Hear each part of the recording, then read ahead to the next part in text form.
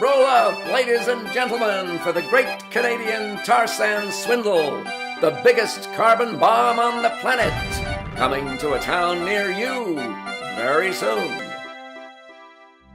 If you're on Kickstarter, you probably know what the Keystone XL pipeline is. But here's something you may not know. In November last year, President Obama approved the construction of the Cochin pipeline, a different 1,900-mile pipeline between Canada and the US. You might think that this pipeline is going to bring Canadian oil to the United States. You'd be wrong. It's going to send American fracked gas from Texas to Canada. Why do the Canadians need all that gas? And why should you care about it? You should care because our gas is going to be used in Canada to remove a very dangerous substance from its safe, natural home beneath the primeval forests of Alberta. And if you think the word dangerous is an exaggeration, look at what this stuff can do.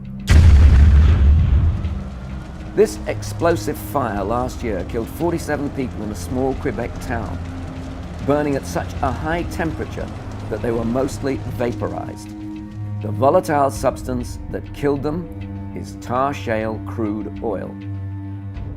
It's not conventional crude oil, it's bitumen, a thick, heavy substance deposited in sand. And to separate the bitumen from the sand, you need to heat it and dilute it. That's why Canada needs US gas.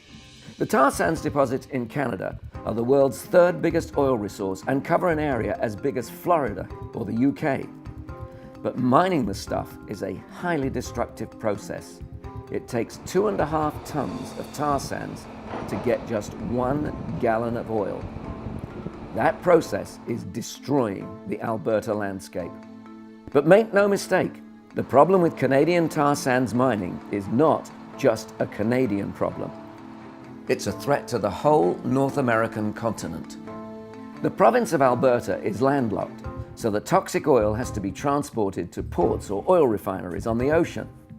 This is why the Keystone Pipeline is needed, to carry a staggering 35 million gallons per day of toxic, volatile tar sands crude 1,600 miles through the US to Texas terminals and refineries.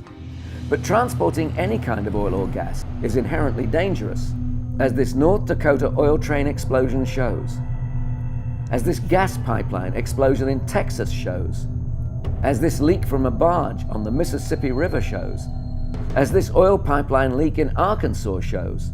This is not just a Canadian problem. The Canadian tar sands problem has also polluted American politics. Remember the government shutdown last October?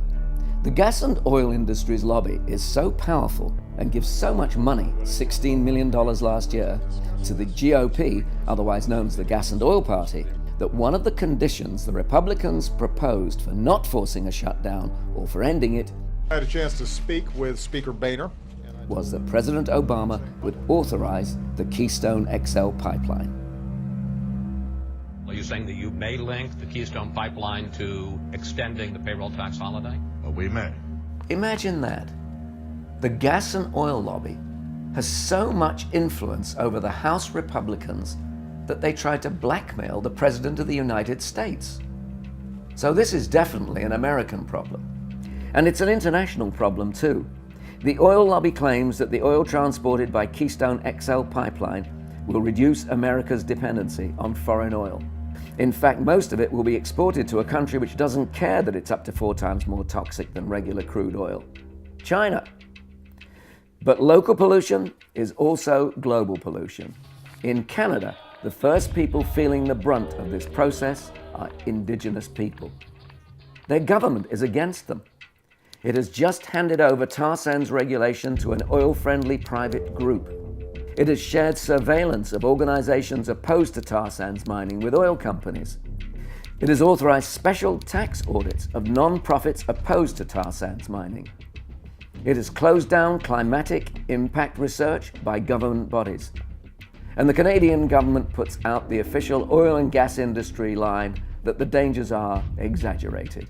But the Quebec explosion, the Texas explosion, the dead birds on toxic waste ponds, The oil spills and leaks from toxic ponds, the threats to Detroit and Chicago from huge open-air dumps of toxic mining waste, all show the dangers are real.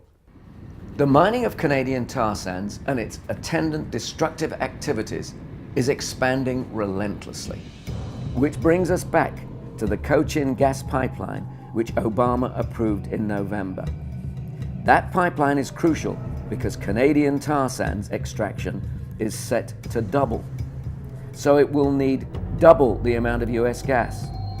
So that means double the amount of fracking, which may look idyllic in gas company promos, but which uses dangerous chemicals. This is a recent fire in a Texas plant manufacturing fracking chemicals. Hydraulic fracturing is a doubtful proposition, but Americans will have to put up with twice as much fracking, not because we need it, but to satisfy the insatiable demand that Canadian tar sands mining has for gas. Canadian tar sands oil ticks all the boxes. It squanders enormous amounts of water. It produces huge toxic lakes of waste. It increases greenhouse gas emissions, and it's highly explosive. The mining and transportation of tar sands crude oil represents a grave environmental threat to all of us.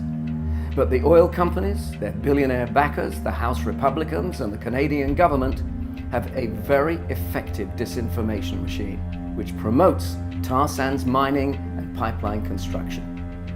We feel that it's very important that a compelling documentary is made which will present an alternative view, which will challenge any lies or distortions.